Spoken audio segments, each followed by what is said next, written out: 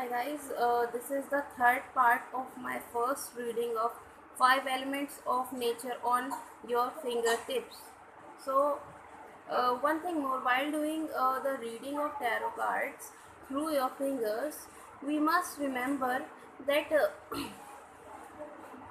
while doing the counting of numbers of major or minor arcana, just remember one point that king comes under air, queen comes under this last little finger, the knight comes under this finger, and the page comes under this finger.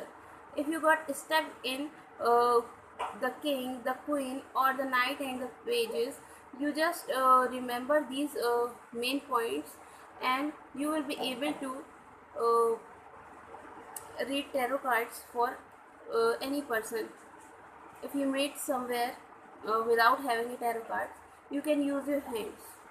Okay, so suppose if someone says that ma'am, please do my reading of tarot cards, I just want to know simple past, present and future.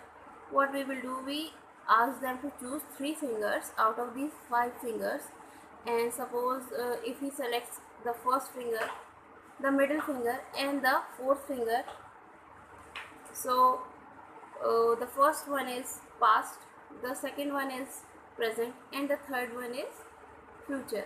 So this way you can do the tarot card reading, and we give options from 1 to 14, and for minor arcana and for major arcana we give 0 to 21 options for them to choose one single number.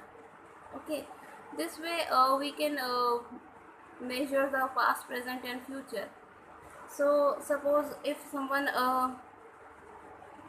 says that my first card, you can begin from here also, you can begin from here also. Better you begin your reading through left to right. So